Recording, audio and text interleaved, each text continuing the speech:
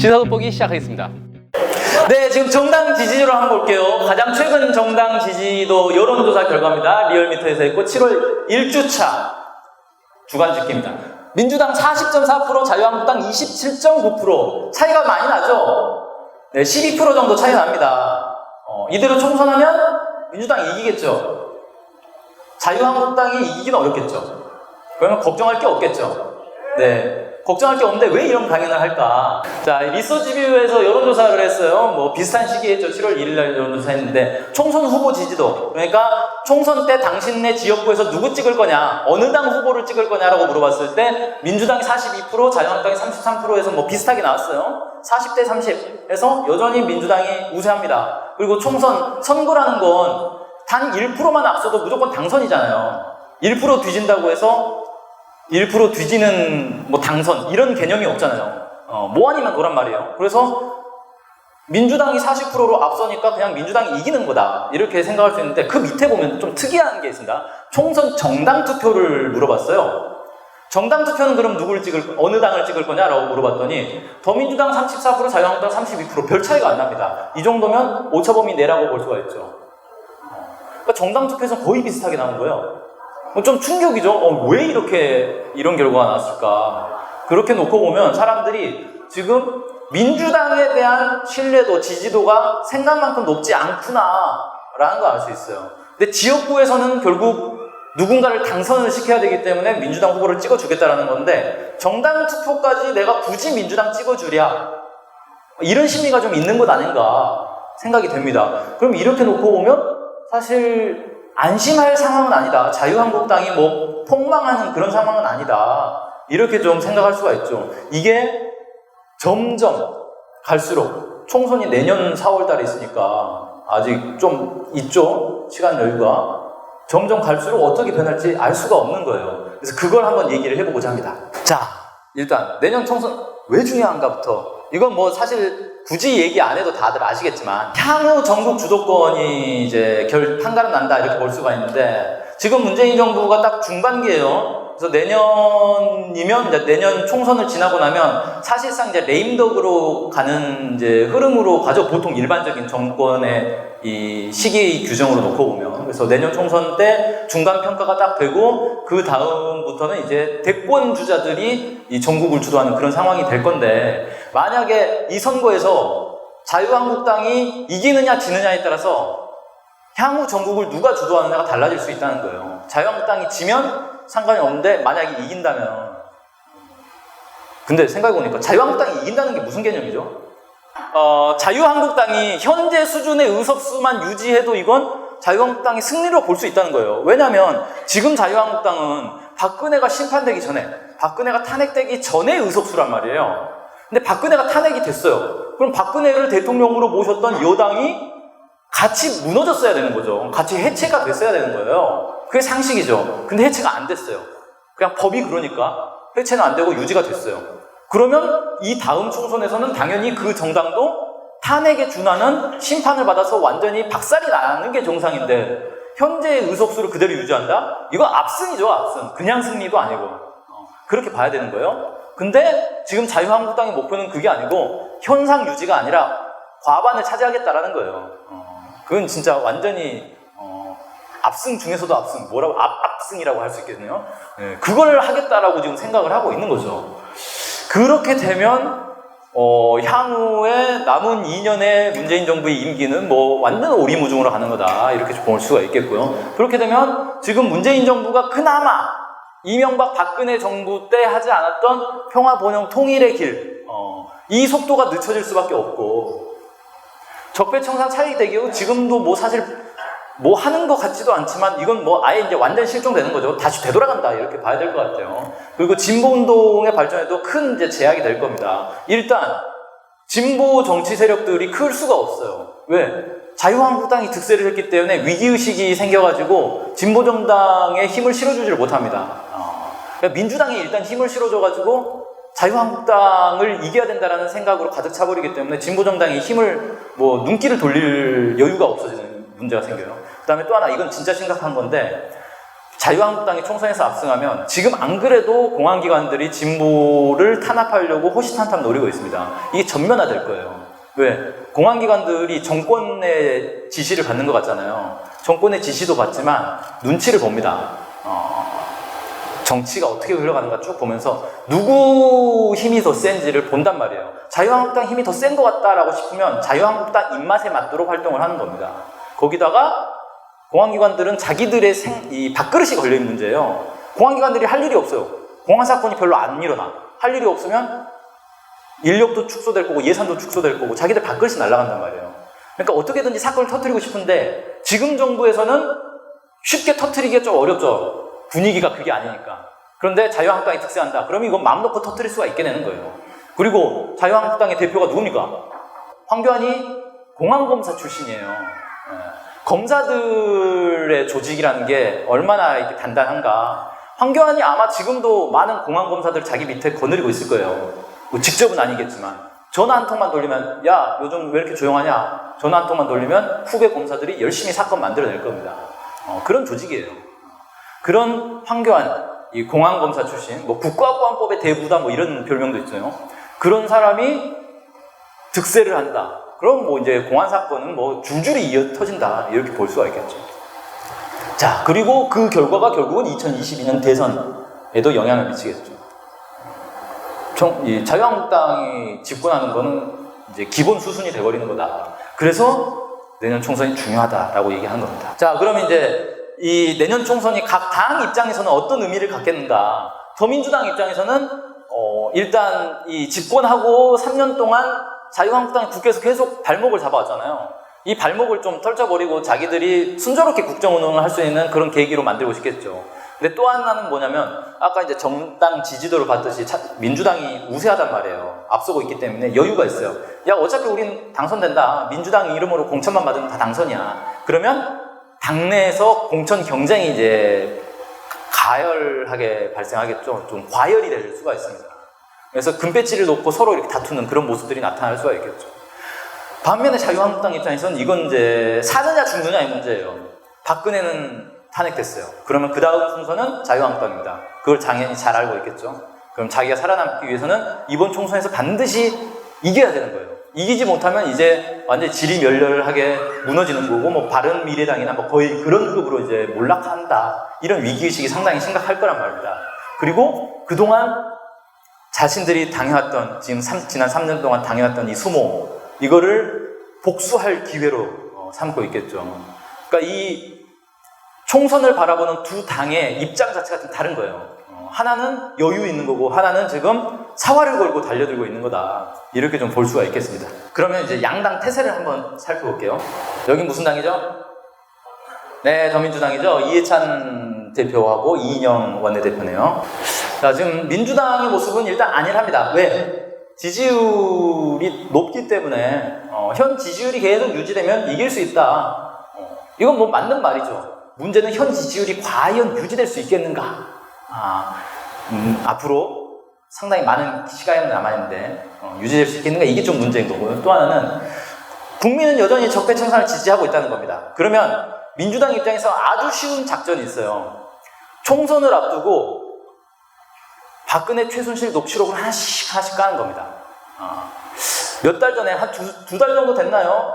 갑자기 언론에 최순실, 박근혜, 정윤회인가 그 3명 대화한 내용이 녹취록이 언론에 드러났잖아요. 그게 어떻게 해서 유출이 되는지 모르겠는데 아무튼 거기서 최순실이 막 뭐라 하면 박근혜가 예 하면서 막 비굴한 모습 보이고 이게 언론에 딱 나와가지고 갑자기 또 이렇게 막 박근혜에 대한 이 비난의 화살이 막 쏟아졌는데 이게 왜 그러겠어요? 기자가 길 가다 우연히 부었겠습니까? 그럴 리가 없죠. 작전이죠. 민주당에서 하나씩 까는 거예요. 필요할 때. 자기들이 좀 지지율이 떨어진다. 박근혜에 대한 뭔가 이 공격이 좀 필요하다 싶으면 하나씩 그냥 까는 겁니다. 저 얼마나 많이 쌓여 있겠어요, 녹음 파일들이. 그래서 이것만 까면 총선 이길 수 있다라고 생각하는 거예요. 자, 그러니까 자기들은 아주 필승의 카드를 쥐고 있다. 이 생각에 있겠죠. 그 다음에 자유한국당이 어차피 계속 헛발질 할 거다 이렇게 생각하고 있을 겁니다. 지금 사실 헛발질 많이 하고 있잖아요. 황교안 헛소리하고 망언하고 이런 것들이 한두 번이 아니잖아요. 가지고 계속 이상한 소리 하고 있고. 그래서 이런 거 그냥 가만히 구경만 하고 있으면 된다. 자기들은 이제 여유 있으니까, 승자의 여유죠. 가만히 보고 있다가 자유한국당 헛발질 할 때마다 한마디씩만 해주면 충분히 이길 수 있다. 이렇게 좀 생각을 하고 있는 거고요. 그러다 보니까 이제 어떻게 되느냐, 자기들 내에서 누가 국회의원 할 것인가를 가지고 서로 이제 이 싸움이 벌어지는 겁니다. 공천 갈등이 이제 발생하겠죠. 그리고 여당 내에서, 그러니까 정부 여당 뭐 통틀어서 얘기할 수 있겠죠. 정부 여당 내에서도 상당한 이제 서로 간의 어떤 권력 다툼이 발생을 하고 있다. 대표적인 게 이제 아까 그 사진에 나왔던 이인영 원내대표가 이번 그 국회 정상화 과정에서 청와대 개입하지 말라 이렇게 딱 잘랐단 말이에요. 근데 청와대에 개입하지 말라는 게 사실 정부 여당이라는 게 뭡니까? 자기들이 대통령을 배출했잖아요. 그러니까 청와대가 자기들 거란 말이에요. 그럼 협조를 당연히 공조를 해야 돼요. 하나라도 힘을 모아가지고 자유한국당 압박해야 될 거 아니에요. 근데 정부 여당은 아니 저희 정부 청와대는 빠지라는 거예요. 자기가 알아서 할 테니까. 그래서 자기가 알아서 뭘 잘했는지 잘 모르겠는데 아무튼 이건 뭐냐면은 청와대와 당 내에 지금 약간의 불편한 관계가 있다는 거예요. 뭐 때문에? 공천 때문이죠. 지금 청와대 비서들 줄줄이 총선 출마하려고 준비하고 있을 거 아닙니까? 지금 장관들 중에도 이미 총선 출마하겠다라고 밝힌 사람들이 있어요. 이 사람들 이제 내년 되면은 다 사표 내고 총선 출마하겠죠. 그럼 당내에 국회의원 배지 달고 싶어 하는 사람들은 자기 경쟁자가 늘어나는 거란 말이에요. 그러니까 벌써부터 지금 서로 긴장 상태가 조성되고 있는 거다. 이렇게 좀 볼 수가 있겠죠. 자, 그 다음 이거는 네, 자유한국당이죠. 자유한국당은 지금 일단 집토끼를 모으고 그 다음에 산토끼를 모으자 이런 구상이 있는데 집토끼 모으는 건 성공을 했어요. 지난 2월 달에 이 당대표를 뽑았죠. 전당대회를 하는데 전당대회 하는 과정에서 온갖 막말들이 막 나왔습니다. 막말들이 막 나오면 사람들이 엄청 싫어하잖아요. 근데 집토끼들은 좋아한단 말이에요. 왜? 원래 자유한국당을 지지하는 전통적인 보수 세력들이 있어요. 이 세력들은 박근혜가 탄핵되면서 자기들이 하고 싶은 말이 있어도 할 수 없는 상황이 됐단 말이에요. 얼마나 답답해요. 그래서 갑자기 박근혜 탄핵 이후에 보수 유튜버들이 엄청 늘어났습니다. 유튜브에 뭐 홍준표의 홍카콜라 뭐 대표적이죠. 그 말고도 여러 명의 사람들이 유튜브에 진출을 했어요. 그래가지고 유튜브 실제 뭐 시사 코너에 이 상위 랭킹들을 다 보수 애들이, 수구 애들이 다 차지를 하고 있거든요. 근데 왜 유튜브로 갑자기 갔느냐? 공중파에 나갈 수가 없는 거예요, 이 사람들이. 그러니까 박근혜 탄핵되고 정권 바뀌고 이러면서 공중파에서 이 수구 애들을 안 부르는 겁니다. 심지어는 종편에서도 안 불러요. 그러니까 애들이 나갈 데가 없는 거예요. 그러니까 자기들은 언론의 탄압을 받고 있다, 뭐 이런 식의 이제 주장을 하면서 유튜브로 진출을 한 거예요. 그만큼 되게 답답해 하거든요. 막 5.18은 뭐 북한의 소행이다, 뭐 이런 소리를 하고 싶은데 할 데가 없는 거예요. 아무도 안 들어주는 거예요. 눈치 보이니까 말도 못하고. 근데 그거를 자유한국당 전당대회라면서 당대표 후보라는 사람들이 막 떠들었잖아요. 얼마나 통쾌해요. 그러니까 집토끼들이 쫙 모이는 거예요. 그래서 자유한국당 지지율이 실제로 쫙 올랐어요. 그래서 지금 이제 20%대 안정적으로 가고 30%대를 왔다 갔다 하고 있습니다. 근데 원래 전통적으로 민주당이든 자유한국당이든 약 30%의 전통적 지지층이 있다고 보거든요. 나머지 중간층을 누가 가져가느냐에 따라서 선거를 이기고 지고 하는데 30% 가까이 가져갔다는 건 자유한국당의 전통적 지지층을 다시 결집시켰다는 거예요. 집토끼는 다 모은 겁니다, 지금. 자, 집토끼를 다 모았으니까 그 다음에 어떻게 해야 됩니까? 산토끼를 잡으러 가야겠죠? 전통적 지지층은 아닌데 그렇다고 딱 민주당 지지층도 아닌 중간층을 자기들이 잡아야 되는 거예요. 그래서 어떻게 합니까? 중도층, 청년, 여성, 자기들의 지지 기반이 없는 곳으로 이제 진출을 하기 시작합니다. 그래서 황교안이 그 민생 대장정 하면서 올 초에 4월 달까지만 해도 막 전국 투어를 하면서 막 반정부 투쟁을 했잖아요. 지금 2차 민생 대장정이라고 해가지고 이거는 청년 여성들과의 만남으로 계속 이어가고 있어요. 근데 황교안이라는 인물이 이걸 하기에 가장 적합한 인물입니다. 그래서 황교안을 왜 당대표로 세웠을까 생각해보니까 이걸 하려고 세운 것 같아요. 왜 당대표가 이걸 하기에 적합하냐면요, 황교안은 정치인이 원래 아니었어요. 정당인이 아닙니다. 자유한국당도 올해 초에 들어갔어요. 입당했어요. 그 전까지는 당적이 없었어요.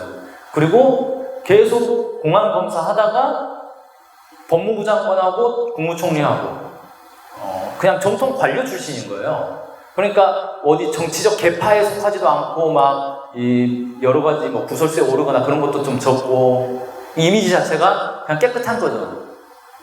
그래서 황교안을 얼굴마담으로 내세운 게 아닌가 이렇게 좀 보여집니다. 아무튼 중간층을 막 결집하려고 하고 있고요. 그 다음에 또 하나 선거에서 이기기 위한 이제 필승의 전략은 뭐냐면은 물갈이를 해야 돼요. 내 지지율이 되게 약할 때, 지지율이 낮을 때는 공천 물갈이를 해가지고 우리는 완전히 새로 태어났다라는 이미지를 보여줘야 됩니다. 근데 지금 그걸 하려고 하고 있어요. 특히 이제 뭡니까? 이 수구 꼴통 세력들, 친박 세력들, 얘네들을 몰아내겠다라는 이미지를 만들어줘야 됩니다. 실제로 몰아내지는 않겠죠. 황교안이 계파가 없다 그러는데 사실 박근혜 밑에서 국무총리 하던 사람이에요. 당대표 되고 나서 당의 주요 인선을 하는데 다 친박계로 세웠어요. 상징적인 인물 몇 명만 쫓아냈습니다. 그러니까 마치 친박들 다 몰아냈고 물갈이했다라는 이미지만 주는 거죠. 이번에도 마찬가지예요. 뭐 홍문종인가 하는 애를 쫓아냈잖아요. 사실상 쫓아낸 거잖아요. 그래서 마치 야 우리는 이제 또라이들은 없어. 다 이제 정상인 애들만 남았어. 라는 이미지를 심어주는 거죠. 남아있는 애들도 다 또라이인데 그런 식으로 이미지 관리를 하는 거예요. 자, 그 다음에 한국 사회에서도 선거에서 이기려면 필요한 게 있죠. 미국의 지원을 받아야 합니다. 그래서 뭐 주한미 대사도 만나고 맨날 뭐 방미단 만들어가지고 미국 방문하고 막 이런 거 하잖아요. 미국의 지원을 받기 위해서, 미국의 지지를 받기 위해서 그런 걸 하고 있는 거죠. 여기서 잠깐 타임머신을 타고 2012년이니까 한 7년 전이네요. 7년 전으로 한번 돌아가 볼게요. 2012년이면 이명박이 대통령을 하고 있을 때입니다. 이명박 정부 이제 말기죠. 임기 말이에요. 지지율이 매우 떨어졌죠. 이명박 대통령 인기가 이제 완전 바닥을 치고 있었고, 그 직전에 재보궐선거 완전히 박살이 났고, 그래서 민주당이 완전히 승기를 잡고 있었어요. 자, 보면은 그 전년도 2011년 12월 말에 지지율을 보면 민주당하고 새누리당이 거의 비슷비슷했어요. 그러다 1월달로 넘어오면서 민주당이 앞서기 시작합니다. 상당히 큰 차로 앞서기 시작하죠. 지금하고 거의 비슷한, 지금보다는 못하는군요. 상당한 이제 앞서기 시작하고, 그 다음에도 2월 달에도 앞서기 시작하고, 그래서 민주당이 계속 이기는 이제 상황으로 갔단 말이에요. 그래서 민주당이 2012년 총선은 우리가 다 이겼다 완전히 들떠 있었어요. 그리고 이제 그때 당시에 한나라당이었는데, 한나라당은 완전히 이제 망하는 판이었단 말이에요. 완전히 울상인 상황이었죠. 그런데 갑자기 보십시오. 3월 달 돼서 지지율이 역전이 됩니다. 역전이 된 것도 완전히 확 바뀌었죠. 새누리당이 40%, 민주당은 30% 초반으로 떨어졌어요. 그리고 그게 3월달에 그대로 유지가 되고 4월 11일 총선에서는 새누리당이 152석 과반을 차지했죠. 민주당 127석 완전 망했죠. 정당 득표율도 보면은 37%, 43% 뭐 이렇게 나왔습니다. 자, 중간에 무슨 일이 있었길래 갑자기 이렇게 뒤집어졌을까? 이걸 한번 보도록 하죠. 그때 당시에 이제 많은 사람들이 이명박 심판하자 그래가지고 이 여론은 막 달궈지고 있었단 말이에요. 그때 한나라당 애들이 박근혜를 모셔옵니다. 비대위원장으로 딱 추대를 해요. 선거의 여왕 아닙니까? 그래서 제발 이번 선거 좀 이기게 해주세요 라고 모셔옵니다. 그러고 나니까 박근혜가 당명을 새누리당으로 싹 바꿔요.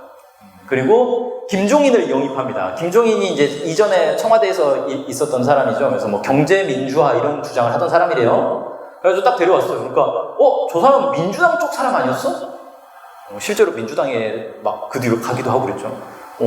근데 박근혜랑 딱 손을 잡고 마치 새누리당이 이제 경제민주화를 할 것처럼, 서민들을 위한 경제 정책을 내놓을 것처럼 이렇게 이미지를 변신을 한 거예요. 그리고 나서 친이명밖에 공천 학살을 합니다. 막 다 뭐가 잘랐어요. 몇 명 딱 찍어서 남겨놓고 나머지는 다 잘라버리죠. 그래서 이 잘린 사람들이 열받아가지고 이제 공천에서 탈락되니까 밖에 나가가지고 독자적인 당을 만들어가지고 하겠다라고 했는데 뭐 여기 거의 눈길도 못 받고 막 그래가지고 지리멸렬해주고 그러니까 완전히 이걸 뭐라 그럽니까? 뼈를 깎는 어떤 이 모습을 보여준 거죠, 국민들한테. 우리 완전히 이제 탈바꿈했어요. 그러면서 저희는 이명박하고는 좀 달라요. 이런 이미지를 막 만든 거예요. 근데 반면에 민주당은 어떻게 됐느냐? 민주당은 여유만만했어요. 야, 국민들이 이명박 다 싫어하니까 이건 우린 다른 당상이다.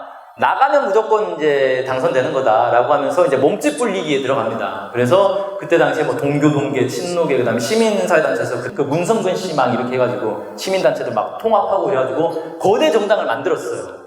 근데 이렇게 고대 정당을 만든 목적이 선거에서 이기려고 만들었으니까 다들 금배지를 노리고 통합에 참여를 한 거 아닙니까? 그 안에서 갈등이 막 일어난 거예요. 근데 그때 당시에 사무총장이 누구였냐면 임종석이었어요. 지금 대통령 비서실장 하다가 이제 그만뒀죠. 임종석이 사무총장이었는데 이때 좀 말이 나왔던 게 그 정치자금 관련해서 비리 혐의로 1심에서 유죄 판결을 받았어요. 근데 본인은 자기는 억울하다, 무죄다라고 주장을 하고 있었고 아직 대법원 확정 판결이 난 건 아니니까 그냥 사무총장을 하게 됐는데 말이 좀 많이 있었죠. 저런 이제 비리에 연루된 사람을 사무총장에 앉히는 게 괜찮냐, 당의 이미지 먹칠하는 거 아니냐, 그런 말들이 돌았는데 이제 선거 때가 됐고 공천을 할 때가 됐는데 이 공천을 주도하는 게 바로 사무총장이란 말이에요. 사무총장이 자기를 제1번으로 공천을 했어요. 셀프 공천을 한 거죠. 사람들이 너무 황당한 거예요. 뭐냐, 쟤는 지금 비리 때문에 민주당 이미지를 실추시키고 있는데 사무총장은 그만둬도 시원찮을상에 1번으로 공천이 딱 돼가지고 자기가 선거를 나가겠다고 하는데 저건 안 되지 않느냐라고 해서 당의 원로들이 다 나서가지고 임종석을 끌어내립니다. 그래가지고 사무총장을 결국 사퇴하고 공천도 포기하고 막 이렇게 됐어요. 근데 이미 민주당의 이미지는 갉아먹을 대로 다 갉아먹은 상태였죠. 이런 식이었다는 거예요. 그러니까 좀 여론이 좋고 유리하고 지지율 잘 나오고 그러면은 거기에 만족해가지고 서로 금배지를 누가 차지하느냐, 여기에 이제 이전 투구의 장으로 빠져버리는 이런 모습을 보여준 거죠. 그래가지고 결국은 선거가 망해버린 거예요. 그러니까 여유만만하면 망하고 죽자 살자 뼈를 깎는 노력을 하면 결국 이기더라라는 게 확인이 된 거죠. 자, 그럼 이제 내년 총선이 어떻게 될지 한번 예측을 해보겠습니다. 물론 아직 멀었어요. 어떤 변수가 있을지 모릅니다. 일단 미국이 누구 편이냐 중요하다고 그랬죠. 미국이 자유한국당 편입니다. 왜? 미국은 지금 북미 대결 과정을 한번 쭉 보세요. 이번에 판문점에서 갑자기 즉석 만남을 가졌죠. 원래 트럼프는 지금 어떻게든 이제 북한하고 대화를 하고 있다라는 그런 쇼를 해야 되기 때문에 트위터에 막 날려가지고 2분만 만나자, 5분만 만나자 막 이렇게 간청을 했단 말이에요. 북에서 정식으로 만나자. 그래가지고 1시간을 만나버린 거잖아요. 사실상의 3차 북미 정상회담을 한 거예요. 어쨌든 이 이제 과정에서 보면 미국은 북한하고 이렇게 척을 지면은 안 되는 상황이란 말이죠. 북에서 새로운 길 가겠다. 핵미사일 쏘고 그러면 트럼프는 완전히 이제 날아가는 거란 말이죠. 미국으로서는 북한에게 계속 밀리는 상황이에요. 그러면 어떻게 합니까? 깨끗이 포기하고 한반도에서 손 뗄까요? 미국이란 나라 절대 그런 나라가 아닙니다. 자기들이 망할 때까지 절대 포기하지 않아요. 그러면 어떻게 해야 되느냐? 이 동북아 지역에서 한미일 삼각동맹을 더욱 강화를 해서 이 힘으로 북한을 압박하고 중국, 러시아를 견제하고 이렇게 하고 싶은 거예요. 근데 한미일 삼각동맹을 하는 데서 지금 두 가지가 필요합니다. 하나는 일본을 군국주의화해서 정식 이 전쟁을 할 수 있는 국가로 만드는 거예요. 일본이 지금 평화헌법 때문에 전쟁을 할 수가 없잖아요. 군대도 보유할 수가 없고.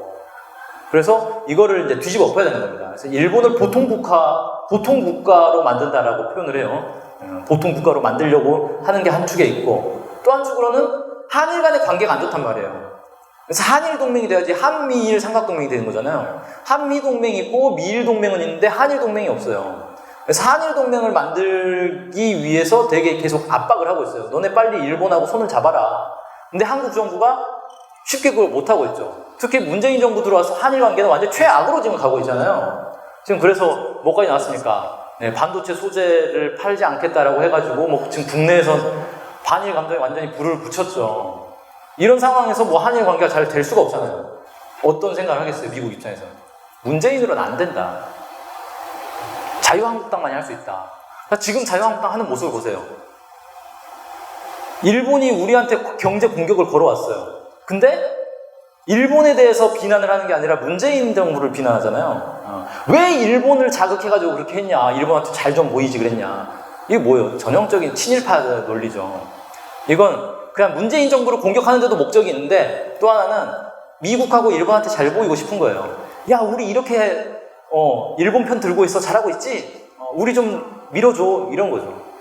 그럼 미국이 볼 때는 자유한국당으로 정권을 뒤바꿔 놔야 이제 한일 관계가 제대로 풀리겠구나라고 생각을 하겠죠. 그럼 당연히 자유한국당에게 힘을 실어줄 수밖에 없다라는 겁니다.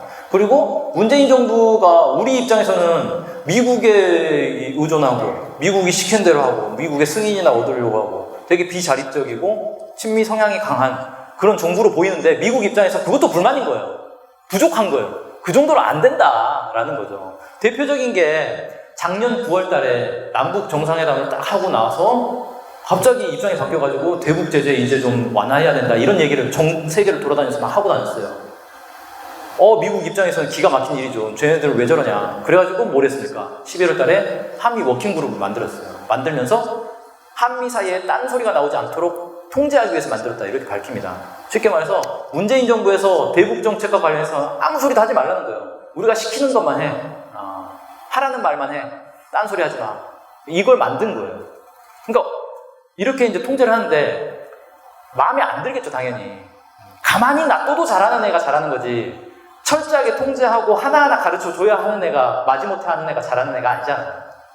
문재인 정부 마음에 안 드는 거예요. 자유한국당 같으면 한미 워킹그룹 필요 없어요. 얘네들이 알아서 반북 돌격대 역할을 해주는데 미국이 뭐가 아쉽겠어요. 그래서 문재인 정부 불만이라는 거죠. 자유한국당으로 바꾸고 싶은 거예요. 안 그래도 북한한테 밀려가지고 미치겠는데 문재인까지 북한 편을 드는 것 같으니까 미국 입장에서 기분이 나쁜 거죠. 그 다음에 뭐 연장선 상에서 동북아에서 미국의 영향력이 약해지면 약해질수록 한국이 이제 유일한 보루예요. 친미의 보루. 여기는 영원히 친미 사회로 계속 남아줘야 되는 거예요. 근데 문재인 정부는 불안한 거죠. 자유한국당이 이 역할을 할 수 있다. 영원히 자유한국당이 집권하면서 이 친미 사회로 계속 유지하면서 주한미군 뭐 철순이 이런 말 아예 나올 수 없도록 그런 사회로 만들고 싶은 겁니다. 자, 그러려다 보니까 미국은 자유한국당 편을 들 수밖에 없는 거죠. 그 다음에 내년 총선에서 아마 쟁점으로 될 수밖에 없는 건 바로 이제 민생 경제 문제일 겁니다. 경제 위기가 심각해요. 실제 문재인 정부 들어서서 경제가 어렵다는 얘기가 계속 나오고 있는데, 물론 이제 여론을 그렇게 부추기는 보수 세력의 음모도 있죠. 근데 실제 경제가 어려워요. 경제가 어려운 건 문재인 정부가 뭐 경제 정책을 잘못 편 게 아니고, 문재인 정부 경제 정책이 사실은 뭐 이전하고 큰 차이도 있는 것도 아니에요. 근본적인 차이도 없는데, 세계 경제가 어려운 거예요, 그냥. 한국 경제는 대외 의존도가 매우 높기 때문에 세계 경제가 어려우면 뭐 별 수 없습니다. 우리 경제도 어려울 수밖에 없어요. 여기서 벗어날 수 있는 탈출구가 없어요. 탈출구가 있긴 있죠. 남북 이 손을 잡으면 됩니다. 그래서 동북아로 뻗어나가면 돼요. 이 출로가 있는데 이 출로는 미국에 의해서 딱 막혀버렸잖아요. 그러니까 미국은 출로를 딱 막아놓고 거기다가 한 수 더 떠가지고 야 뭐 화웨이 장비를 사지 말아라, 뭐 인도 태평양 전략에 동참해라 이러면서 중국하고 한국을 싸움을 붙이고 있어요. 한국의 지금 최대 무역 상대국이 중국인데 중국하고 싸우면 안 그래도 어려운 경제 완전히 망하라는 소리잖아요. 거기다가 일본은 반도체 가지고 우리 공격하는데 한국 경제가 지금 먹고 사는 게 뭘로 먹고 삽니까? 반도체로 먹고 살아요. 그래서 국제 반도체 시세가 올라가면 갑자기 우리 막 GDP 올라가지고 막 부자 된 것 같다가 국제 반도체 시세 떨어지면 다 망한 막 그런 분위기인 거잖아요. 그래서 반도체 수출로 사실 우리가 먹고 사는데 그 반도체를 어떻게 만드느냐? 거의 대부분이 외국의 기술과 자원을 가지고 만들고 있었다는 게 이번에 확인이 딱 됐죠. 일본에서 뭡니까? 뭐 불화수소니 뭡니까? 뭐 포토레지스트 뭐 이런 이상한 재료들이 있어요. 이런 거를 수출을 안 하겠다라고 딱 해버리니까 대체를 못 하는 거예요. 국내에서 만들면 되지 않느냐? 못 만드니까 그러는 거 아닙니까, 지금? 뭐 그런 재료들은 얼마나 좋은 재료를 쓰느냐에 따라서 반도체의 품질이 결정될 거겠죠. 그러니까 일본에서 만든 걸 쓰지 않으면 우리나라 반도체의 이 수준이 안 나오는 거예요. 그럼 반도체 산업이 다 먹통이 되는 거죠. 그럼 우리 경제 망하는 거란 말이에요. 그러니까 보니까 미국, 일본이 합심해가지고 한국 경제를 무너뜨리려고 작정을 했구나. 무너뜨려서 뭐가 좋냐? 정권을 바꾸려고 하는 거구나. 경제가 어려우면 당연히 여당이 불리하잖아요. 정부가 잘못해서 경제가 이 모양이다. 이런 공격을 받으니까. 자, 그 다음에 이제 자유한국당은 계속 경제 발목 잡고 뭐 추경 예산 끝까지 통과 안 시켜주고 막 발악하는 거 보세요. 경제 관련된 법도 다 통과 안 시켜버리잖아요. 발목을 잡아가지고 경제가 더 어려워지도록 그렇게 지금 만들고 있는 거죠. 그러면서 이게 다 문재인 탓이다 이렇게 가고 있는 거예요. 이렇게 해서 이 총선에서 유리한 국면을 만들기 위해 노력하고 있다 이렇게 볼 수가 있겠네요. 자, 그 다음 이제 안타까운 건 지금 정부 여당의 모습입니다. 자유한국당이 승리하지 못하도록 막을 가장 큰 책임이 사실 정부 여당이겠죠. 근데 정부 여당이 지금 하고 있는 모습 보세요. 자, 미국이 자기들 편이라고 믿고 있을 거예요, 아마. 제가 직접 들어본 적은 없습니다. 근데 믿고 있을 겁니다. 왜? 지금 미국 트럼프 정부는 북한과 대화를 해야 된다. 근데 이 대화를 하려면 우리가 중재자를 해야 되지 않느냐. 그러니까 트럼프는 우리를 지지하고 우리에게 의존하고 있다. 이런 생각을 하고 있어요. 네, 말이 안 되죠. 이번에 판문점 만남을 통해서 확인됐잖아요. 북미 정상 간에 친서가 주고받고 있어요. 친서가 왔다 갔다 하는데 중재자가 뭔 필요가 있어요. 아무 필요가 없죠. 그런데도 아니야. 지금 상황에서 자유한국당이 집권하면, 자유한국당이 득세하면, 한반도 분위기 안 좋아지면 북미 대화 잘 안 되니까 트럼프가 싫어할 거야. 그러니까 당연히 우리를 지지해 주겠지. 라고 철석같이 믿고 있다는 거예요. 이건 사실 약간 오해할 수도 있는 건데, 미국이 민주당 쪽, 정부, 청와대 쪽 만나면은 우린 너네 편이야 라고 분명히 얘기하고 있을 겁니다, 지금. 안심시키고 있을 거예요. 그러니까 그 말만 믿고, 아, 그래, 미국 우리 편이구나 라고 생각하는 거예요. 뭐 옛날에 그런 얘기가 있어요. 제가 이걸 어디서 자료를 좀 확인을 해보긴 해야 되는데, 옛날 얘기입니다. 87년도에 87년 유화항쟁 딱 이기고 나서 대선이 있었잖아요. 대선에서 당연히 이제 이 노태우가 나왔고, 거기 김영삼 후보가 이제 대선 후보에 출마할 걸로 이제 기정사실화되고 있는 상황에서 갑자기 김대중 후보가 딱 나왔단 말이에요. 근데 그때 어떤 일이 있었냐면, 미국의 고위 인사가 김대중 대통령을 찾아가가지고 미국이 당신을 지지하고 있으니까 이번 대선에 꼭 나오시라고. 그래서 끝까지 완주를 해서 당선이 되시라고. 그러면서 갔어요. 그리고 그 뒤로 김대중 후보의 후원 계좌에 미국 출처에 돈이 계속 꽂히기 시작합니다. 그러니까 김대중 후보 입장에서는 와, 미국이 나를 밀어주는구나. 이건 무조건 내가 당선되는 판이네 라고 생각했겠죠. 그래서 끝까지 단일화가 안 된 거예요. 근데 제가 뭐 듣지는 못했지만 아마 김영삼 후보도 똑같은 일을 겪고 있었을 겁니다. 미국 애들이 이런 애들이에요. 양쪽 이간질 시켜가지고 단일화 안 되게 만들고. 지금 뭐 정부 여당한테 똑같이 하고 있을 겁니다. 그래서 안심시키는 거죠. 야, 미국이 우리 편이야. 총선 뭐 다 이긴 거야 라고 생각하게 만드는 거예요. 그래서 뒤통수 팍 치는 거죠. 네. 그리고 이제 또 하나는 적폐청산 되게 답답하잖아요. 왜 답답한가? 이 지금 정부 여당의 주류 세력들의 철학의 문제예요. 이 세계관의 문제입니다. 적폐 세력들을 청산해야 된다라고 생각하는 게 아니라 그냥 하나의 정치 세력인 거예요. 자유한국당도 그냥 하나의 당인 거예요.